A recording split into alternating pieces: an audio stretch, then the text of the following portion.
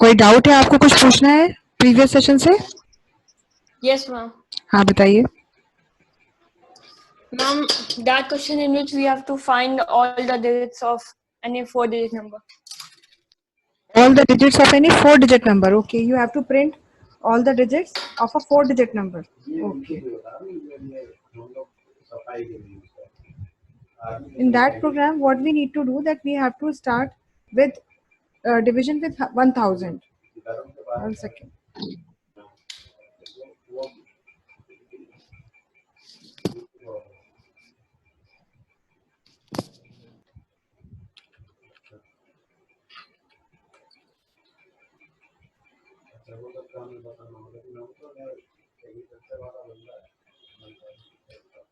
See what we need to do here.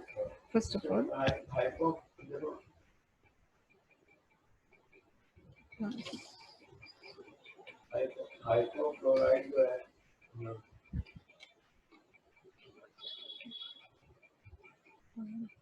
in which we have to declare an integer, and we already have assumed that the number will be a 4-digit number. Okay, now you have to declare some variables in which we will have to store the separated digit. So there should be at least 4 variables. There should be there A, B, C, D, and some more variables I have declared here. If they will be needed, then I'll use them, otherwise I'll delete them. Now, first of all, I have to start the division. Number is in n. Then I'll start the division process by 1000. Now, d will be equals to n modulus 1000. This modulus process is given here. I have done this one in order to get the remainder, so that I may further divide the numbers. Now C, now the remainder portion is in B. Now I have to divide it by 100.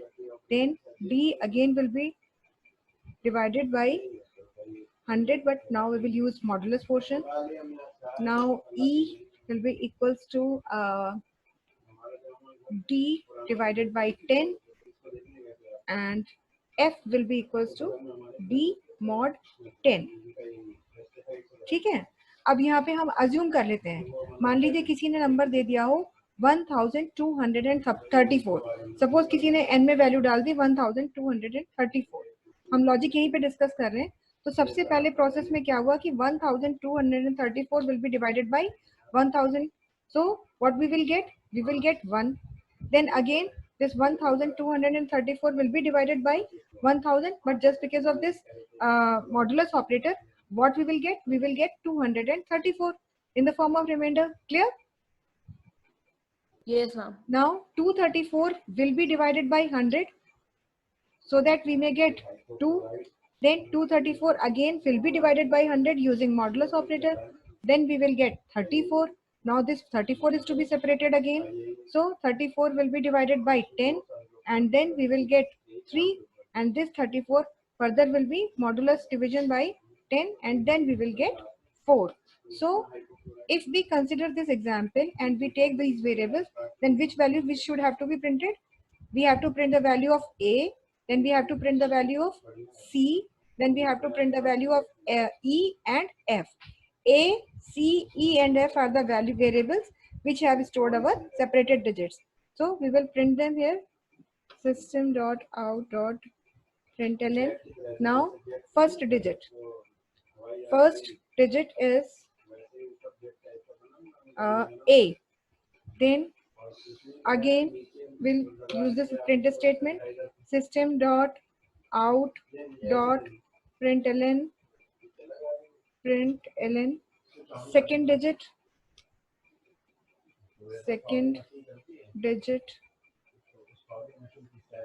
plus now C will be used here, C, then again this statement println third digit I need to print here, third digit is in E, and last statement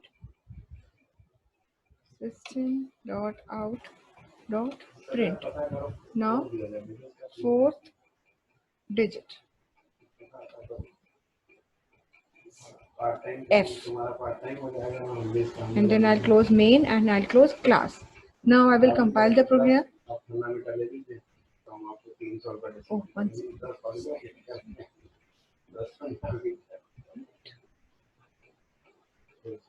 compile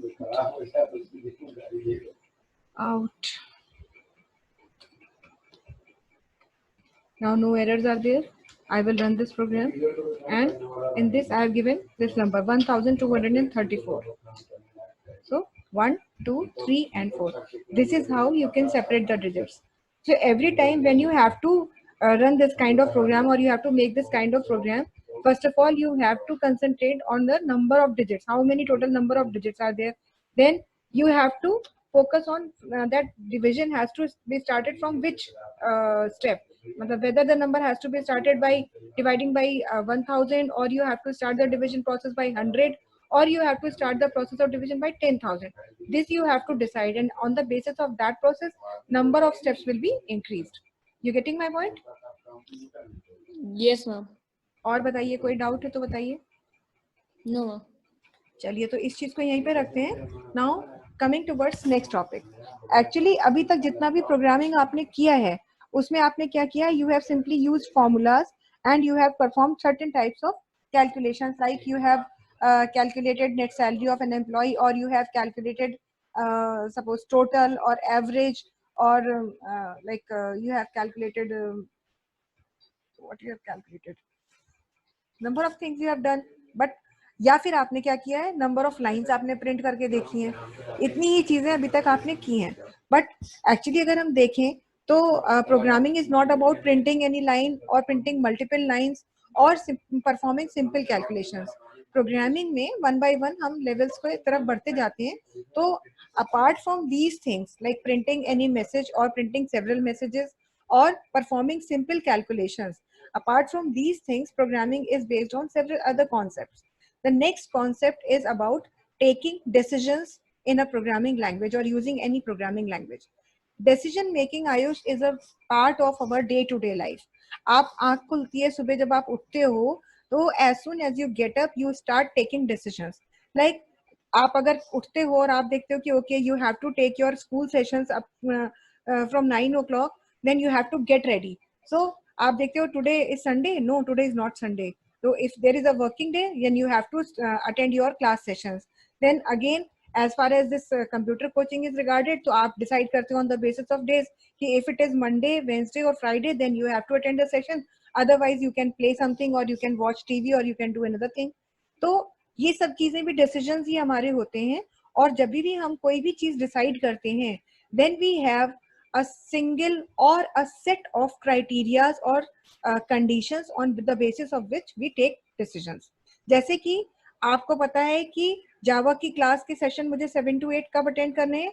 if it is Monday, if it is Wednesday और if it is Friday. अगर वो Monday नहीं है, suppose today is Tuesday and आपने देखा कि if today Tuesday, no I don't have to attend any Java session. तो इस तरह से हम डिसीजंस लेते हैं. तो डिसीजन के लिए हमेशा we have a single condition और we may have number of conditions on the basis of which we take a decision or we take multiple decisions. So now I am going to tell you about decision making in Java or using BlueJ, how to decide. तो actually decision making in Java जो है उसमें we used to take number of used to use different kinds of statements. Basically in any programming language there are two different types of statements which we use for taking decisions. So these two statements are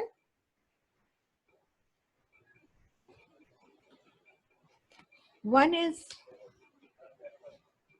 if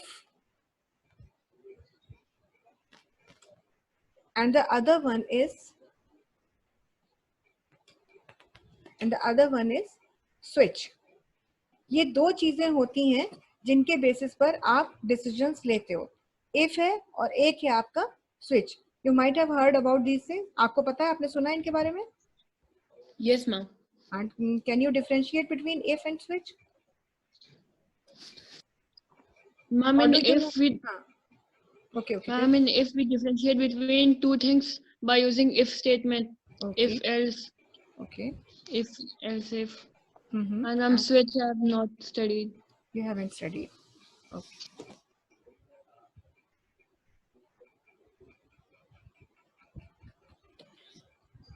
See, first of all, the basic difference between if and switch is that if can be used for a single condition or multiple conditions. It can be used for to match equality or inequality, but switch only is used to match for equality. Equality की condition को check करने के लिए ही switch का use किया जाता है, otherwise आप स्विच को यूज नहीं करते हैं. जबकि इफ में आप इक्वालिटी मैच कर सकते हैं, इन इक्वालिटी मैच कर सकते हैं, या और भी बहुत सारे रूल्स अप्लाई कर सकते हैं. फर्स्ट ऑफ ऑल, तो this is the major difference between if and switch. And another thing that if can be use for single condition. Single condition के लिए भी आप इफ को यूज करते हैं. देन मल्टीपल कंडीशंस के लिए भी आप इफ को यूज कर सकते हैं. Multiple conditions could be there. और कब यूज करते हैं आप? इसके अलावा आप यूज करते हैं कंडीशंस, सेट ऑफ कंडीशंस हो सकती हैं. चलिए वो तो मल्टीपल में हम लिख देंगे.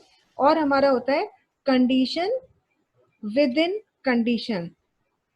ये भी एक हमारा सिचुएशन हो सकता है जहां पर we have to apply a condition और number of conditions within another condition.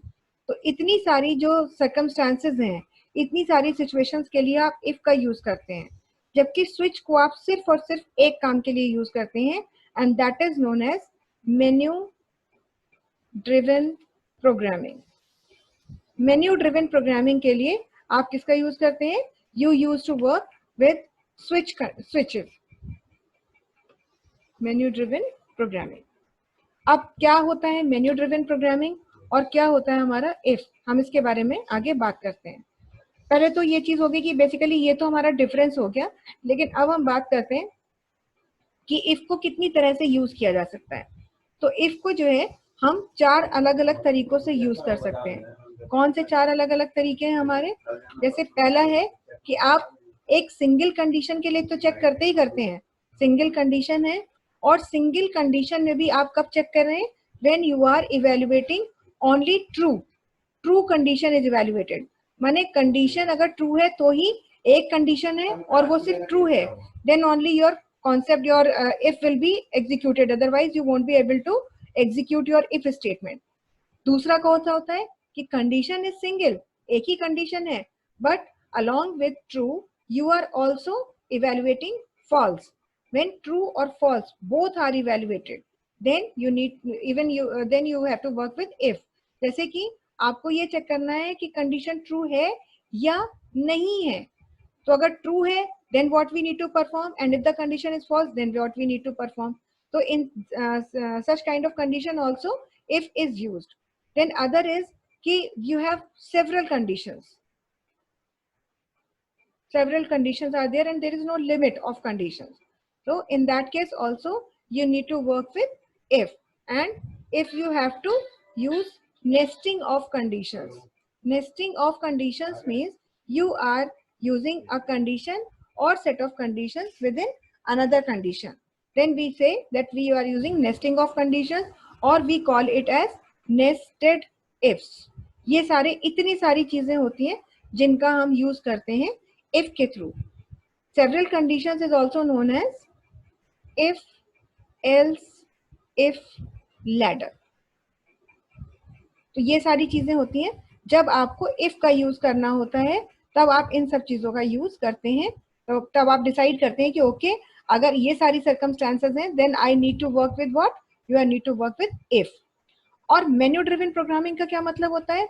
Menu driven programming का मतलब होता है कि जब आप कोई प्रोग्राम ड्राइव कर रहे हैं with the help of a menu. You know what a menu is? Yes, ma'am. Tell me. Ma'am, in menu, there are multiple types of conditions. Multiple types of options, not conditions. Menu is a simply in very simple words we can say that menu is a list of options provided to the user. जैसे आप घर में हैं, अभी घर में होते हो तो कई बार आपकी मम्मा आपसे पूछती हैं कि क्या खाना है, तो आप उनसे ये तो बोलते हो कि क्या बना के दे सकते हो. तो उन्होंने बोला कि हम आपको, मान लीजिए उन्होंने बोला कि हम बर्गर बना के दे सकते हैं, हम आपको पास्ता बना के दे सकते हैं, या तो हम मैगी बना के दे सकते हैं. तो you have been given 3 choices कि whether you which one you want to opt for. whether you want to go for burger, if you want to have pasta, or if you want to have Maggi. So 3 choices are given to you and you have to opt one of them, है ना. तो कभी कभी होता है mummy लोग ऐसे पूछते हैं कि क्या खाना है, बताओ इसमें से मैं बना के दे सकती हूँ. तो आप तीनों में से कोई भी एक चॉइस देंगे कि ठीक है मैगी बना दीजिए, तो वो आपके लिए मैगी बना करके दे रही है. तो then a user is provided a list of options, a list of choices. Then that list of choices is known as menu. जैसे कि आप रेस्टोरेंट्स में जाते हैं तो you get a menu card there, है ना. And in that menu card what is mentioned, the total delicacies available there, dishes कौन कौन सी हैं, किस particular आपको section की मिलती हैं, you are getting Chinese there, you are getting South Indian or whatever it is. फिर what kind of quantity they are providing you and how much is the cost about that dish. तो वो सारी की सारी details आपके सामने एक card में लिखी होती हैं. And variety of dishes are available there, but what you have to do, you have to select 2 or 3 out of them, whatever the choices. क्या आपकी क्या है भाई, आप पूरा बहुत बड़ा सा मील अपना लेना जाने, आप 25 डिशेस उसमें से ऑर्डर कर दो. दैट डिपेंड्स ऑन योर अपने दैट बजट, कि आप कितना बजट लेके जा रहे हो. लेकिन यूजुअली क्या होता है कि उस पूरी लंबी सी लिस्ट में से हम अपने सिलेक्टेड चॉइसेस को रखते हैं और उस चॉइसेस को हम अपने ऑर्डर प्लेस करते हैं और वही चॉइसेस हमें मिल जाती हैं. ऐसा होता है? Yes ma'am. है ना. तो ये तो होता है मेन्यू. अब सपोज आप सीसीडी गए, आपको पता है CCD is specially meant for coffee. तो आप वहाँ कैपुचिनो, उसकी कॉफी की तो बहुत सी वैरायटी ले सकते हो कि आपने कहा भाई मेरे को मोका दे दीजिए या कैपुचिनो दे दीजिए या हॉट चॉकलेट ये दे दीजिए या कोल्ड कॉफी दे दीजिए, बहुत सी वैरायटी है. लेकिन अगर आप सीसीडी में जाके बोलोगे भाई छोले भटूरे चाहिए, तो क्या आपको छोले भटूरे वहां पे मिलेंगे? No ma'am. नहीं मिलेंगे. या आप मैकडी में जाके बोलो कि मुझे पूरी सब्जी चाहिए, तो क्या वो आपको पूरी सब्जी खिलाएंगे? No ma'am. खिलाएंगे. व्हाट दे विल से कि sorry we are not providing this kind of dish, तो either you can leave or you can order only the dishes which we are providing, which are mentioned already in the menu. तो menu की एक limit होती है और एक condition होती है कि उस मेन्यू में से ही चॉइसेस आपको ऑप्ट करनी होती है. तो और उसमें से ही आप चॉइस ऑप्ट करते हैं तो ही आपकी रिक्वायरमेंट फुलफिल होती है. लेकिन अगर आप उसमें से चॉइस ऑप्ट नहीं करते हैं then the requirement is not fulfilled. अभी मम्मी ने बोला कि 3 डिशेस बताई कि बेटा आप इसमें क्या खाना चाहते हो, आपने उन 3 की जगह कुछ और बोल दिया कि हाँ मुझे तो ये खाना है, तो क्या बोलेंगे? बोलेंगे भाई हम तो इन 3 में से कोई चीज बना के दे सकते हैं, खाना है तो इन 3 में से बता दो, नहीं तो फिर हम कुछ नहीं बनाने वाले, है ना. तो इस तरीके की जब सिचुएशन होती है, when we need to give a list of choice और choices to a particular user or someone, and then user has to opt a single choice out of them, and then we have to act against that choice. Such kind of programming is known as menu driven programming. Clear? Yes ma'am. है ना. आप ATM machine operate किया आपने?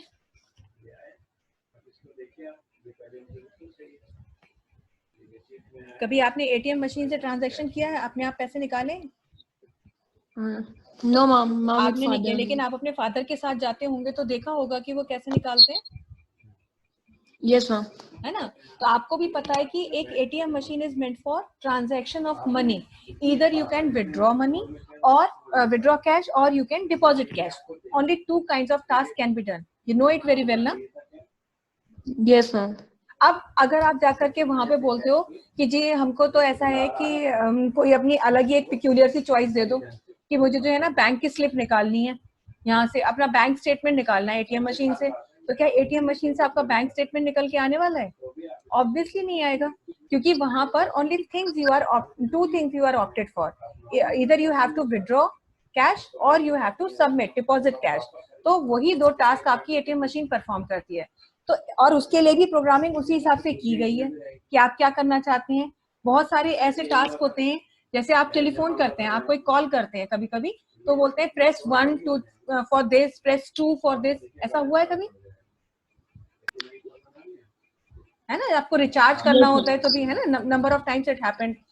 कभी होता है आप phone करो तो बोलेंगे कि आपको अगर रिचार्ज करना है तो रिचार्ज करने के लिए 1 प्रेस करें, अगर कोई कंप्लेंट करनी है तो 2 प्रेस करें, बैलेंस जानने के लिए 3 प्रेस करें. ऐसे मान लीजिए कहीं आपको दिया गया है और आपने 1 2 3 में से कुछ नहीं प्रेस किया, आपने 8 प्रेस कर दिया सपोज, तो बोलेंगे कि this is an invalid choice, please input a correct choice.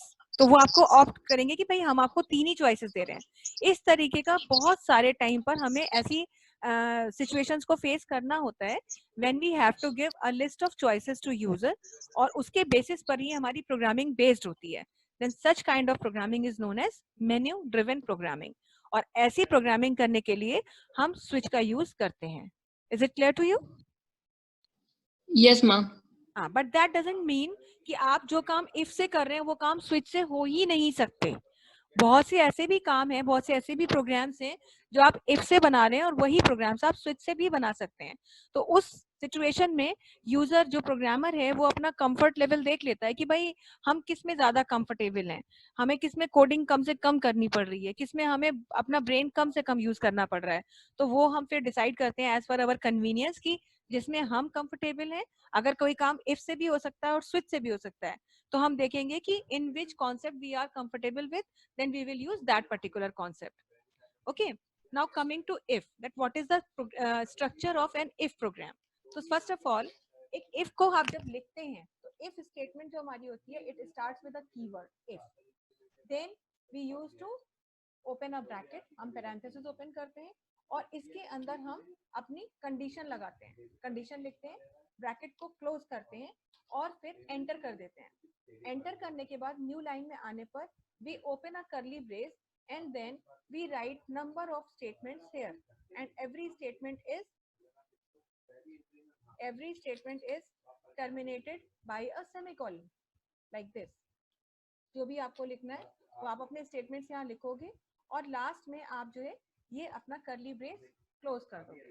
ये इफ का आपका जो है स्ट्रक्चर होता है. इफ को ऐसे ही लिखा जाता है.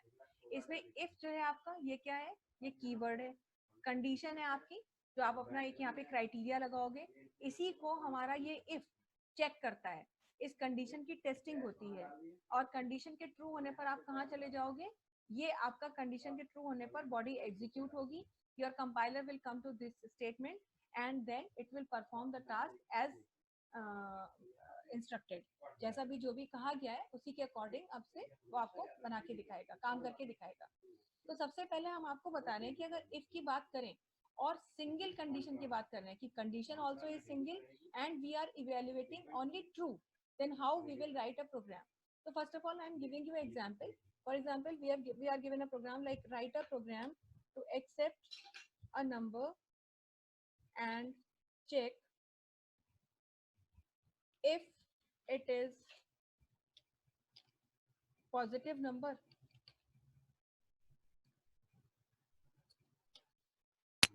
इस क्वेश्चन का क्या मतलब हुआ?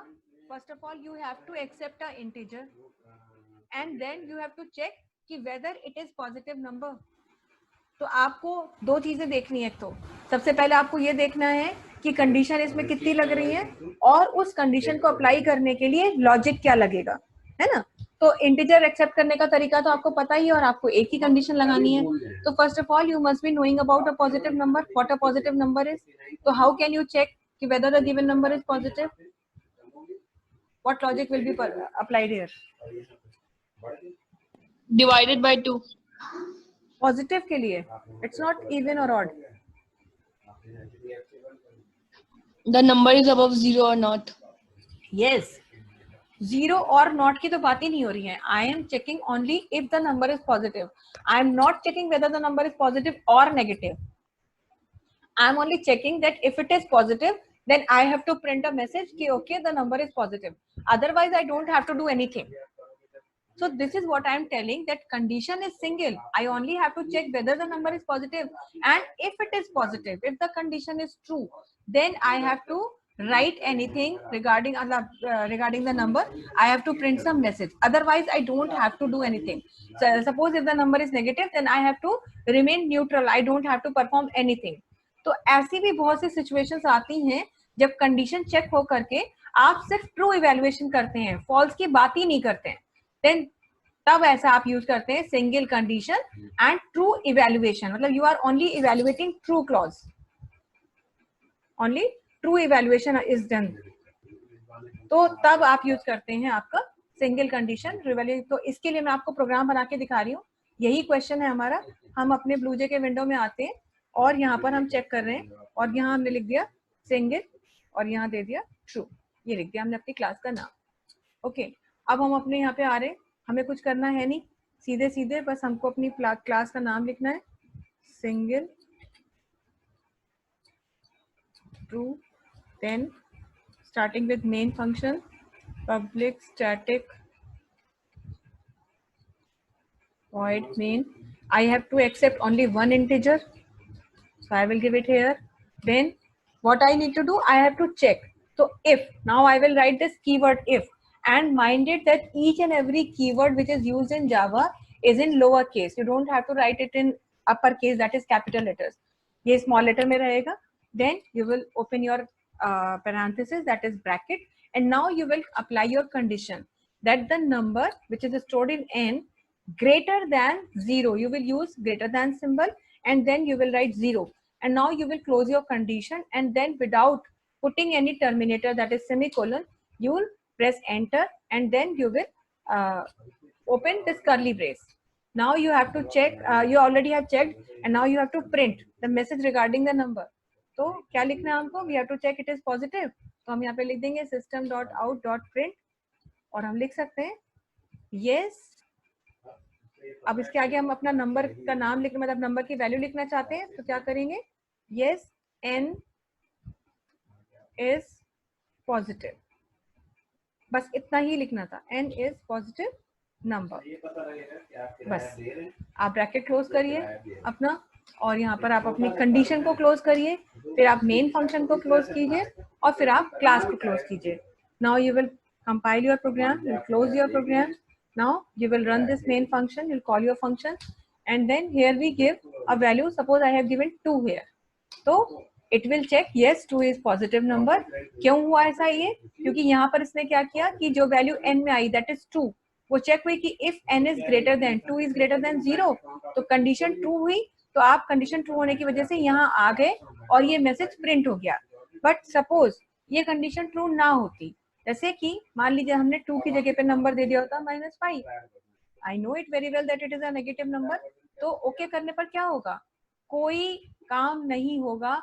आपकी मेथड कॉल विंडो के बाद आप टर्मिनल विंडो में जाएंगे ही नहीं. क्यों नहीं जाएंगे, क्योंकि फॉल्स के लिए हमने कुछ किया ही नहीं है, कि कंडीशन सिर्फ चेक हो रही है. तभी अगर कंडीशन ट्रू है तो ही आपका ट्रू क्लॉज आपका एग्जीक्यूट हो रहा है, और ट्रू क्लॉज में लिखी हुई स्टेटमेंट एग्जीक्यूट हो रही है. फॉल्स क्लॉज हमने बनाया ही नहीं है, इसलिए आप आगे जाएंगे नहीं, टर्मिनल विंडो ओपन ही नहीं होगा. क्लियर है आपको? Yes ma'am. है ना. अभी हो सकता है आपको लग रहा होगा कि शायद आपके यहाँ स्कूल में पता नहीं मुझे बताया कि गया कि नहीं, लेकिन आपको अभी ये लग रहा होगा कि ये तो हम कभी भी नहीं करते हैं. ऐसा तो कभी नहीं होता है कि हम केवल ट्रू चेक करें, बट ऐसा होता है आगे की क्लासेस में, और इनफैक्ट अभी तो कम है, लेकिन 10th स्टैंडर्ड में जब आप पढ़ोगे प्रोग्रामिंग, तो नंबर ऑफ टाइम्स आपको यही चीज अप्लाई करनी होगी. ठीक है, तो ये मतलब you have to keep this thing also in your mind. You don't have to forget it कि ठीक है ये तो बड़ा यूजलेस है. It's not useless, it is very useful. Okay, तो ये तो हो गई बात सिंगल कंडीशन की. अब अगर हमें सिंगल कंडीशन में ट्रू और फॉल्स दोनों इवैल्यूएट करने हो, तो उसके लिए हम सिंगल कंडीशन के साथ ट्रू और फॉल्स दोनों को evaluate. Ma'am your voice is not clear.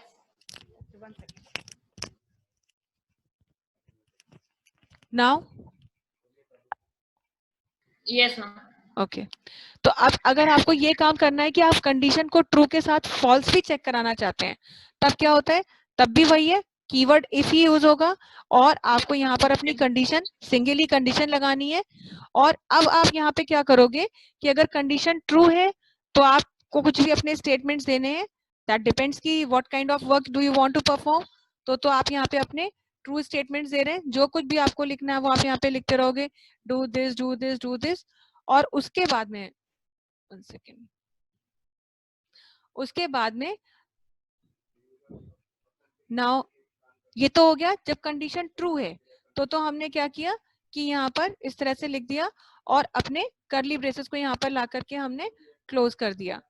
ये तो है हमारा ट्रू क्लॉज. और अगर कंडीशन ट्रू नहीं है, दैट मीन्स कि फिर कंडीशन हमारी क्या होगी, ऑब्वियसली फॉल्स होगी. तब हम एक और कीवर्ड यूज करेंगे एल्स, और फिर हम उसके साथ में वापस से करली ब्रेस लगाएंगे, और करली ब्रेस लगाने के बाद में हम कुछ स्टेटमेंट्स और देंगे. कुछ स्टेटमेंट वो एक भी हो सकती है, वो बहुत सारी भी हो सकती है, दैट डिपेंड्स कि हमारा क्या काम है. तो यहाँ पर जो है आपका not two clauses are there. जो अगर हम इस बात करें, इस चीज की बात करें, अगर हम यहाँ पर देखिए, ये जो है हमारा पूरा क्लॉज, ये अलग क्लॉज है ना, और ये जो हमारा है यहाँ पर, ये अलग क्लॉज है। ये दो डिफरेंट क्लॉजेस हैं यहाँ पर। यहाँ एक ही क्लॉज था हमारा, ये देखिए, लेकिन यहाँ पर कंडीशन अभी भी ट्रू है, बट आपकी जो है कंडीशन एक ही है अभी, लेकिन क्लॉज अब आपके पास 2 आ गए। कौन कौन से 2 क्लॉजेस आ गए आपके पास? अब एक क्लॉज हुआ आपका कौन सा, ये जो पूरा क्लॉज है, this is true clause, and this one is false clause. True clause means when your condition will be checked, then if your condition is true, then your compiler will come to this body and it will execute the statements as per given in this clause. But if your condition is not true, that means your condition will be true, of course, then it won't come to this section. Compiler automatically, when it will check the condition, and if condition is not true, then automatically it will skip this section, and then it will come to else block, and it will execute the statements that are written in false clause.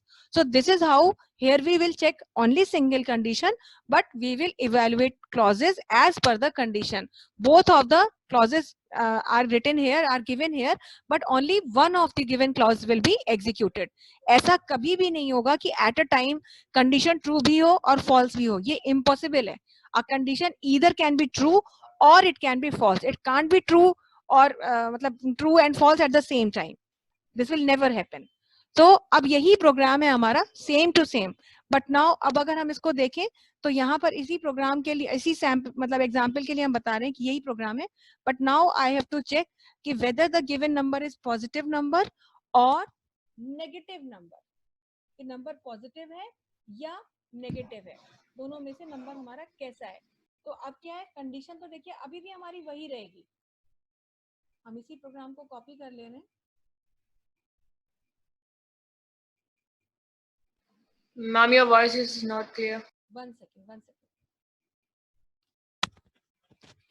अब हम यहाँ पर same programme है हमारा, उसी को हम copy करके पेस्ट कर दे रहे हैं यहाँ पर. ठीक है. Now negative.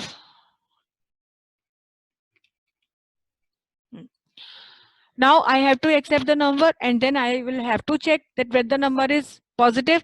So if the number is positive, then this clause will be executed. But in case if the number is negative, then what should be done? Then for this I will have to write another clause for else block. Else what do we need to do? इसको यहाँ पर कर देते हैं. Else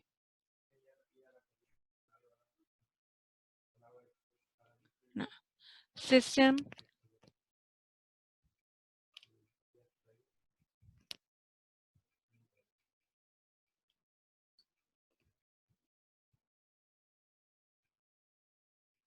no n is negative number.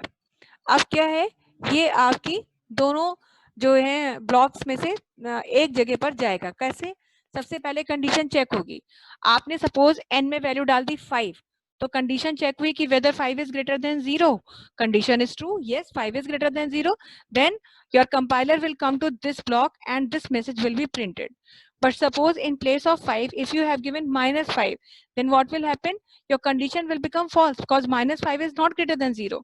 And in that case, your compiler will skip this block and automatically it will come to this else block and the message written here in this block will be printed. Clear? Yes, ma'am. तो इस तरह से हम करते हैं. अब हमने programme बना लिया. Now we are compiling. I'm compiling this one. I'm closing it and then I'm running it. Now first of all, I will give a positive value. 5 suppose I have given. I'll press 1 second. इसको maximise कर देते हैं, इसको पूरे को clear कर देते हैं, वापस से रन कराते हैं. I have given here 5 and see yes 5 is positive number. तो कंडीशन ट्रू थी तो ट्रू इवैल्यूएशन हो गया और 5 पॉजिटिव हो गया. और अगर अब हम इसकी जगह पर कोई पॉजिटिव की जगह नेगेटिव नंबर डाल देते हैं, सपोज -8, तो कंडीशन फॉल्स है. तो क्या बता रहा है? No -8 is negative number. तो यहाँ पर कंडीशन ट्रू भी हो सकती है और कंडीशन फॉल्स भी हो सकती है। ट्रू के केस में भी आप रिस्पॉन्ड कर रहे हैं और फॉल्स के केस में भी आप रिस्पॉन्ड कर रहे हैं। बट इसके प्रीवियस प्रोग्राम में हम फॉल्स के केस में नॉन रिस्पॉन्सिव थे, हमने कोई रिस्पॉन्ड नहीं किया था। तो इसी तरीके से आप इफ को यूज करते हैं। अभी हम सिर्फ बात कर रहे हैं केवल इतनी, इसके अलावा और कोई बात नहीं कर रहे हैं, इतना ही है। इसके बाद अगली क्लास में हम इसी से रिलेटेड कुछ क्वेश्चंस भी करेंगे सिंगल कंडीशन से रिलेटेड। पहले हम आपको मल्टीपल कंडीशन बताएंगे, आपको पहले ये बताएंगे सेवरल कंडीशंस का कॉन्सेप्ट, और इसके बाद 2-3 एग्जाम्पल हम ट्राई करेंगे कि उस क्लास में हमारे हो जाए, और उसी के बेसिस पे फिर नेक्स्ट टाइम हम आपको असाइनमेंट भी देंगे। तो एक फाइल हम आपको भेज देंगे, उसी में कुछ प्रोग्राम्स आपके लिखे होंगे, तो वो प्रोग्राम्स आपको बना करके देखने हैं। अच्छा, इसके पहले जो असाइनमेंट दिया था बेटा, तो उसमें जो क्वेश्चंस दिए थे, बाकी सारे प्रोग्राम्स हो गए थे आपके? You have done? Yes, ma'am. Okay. ठीक है, तो बेटा Ma'am, I आज have sent on WhatsApp. you have sent me. I haven't got them. I'll check them. Okay. Ma'am, at 6:54 I have sent. Okay. ठीक है, मैं देख लूंगी। चलो तो ठीक है, आज का सेशन यहीं पे डन करते हैं, and we'll continue the same topic with next session. Okay? Okay, ma'am. Okay, that's all for Thank today. you, ma'am. Okay.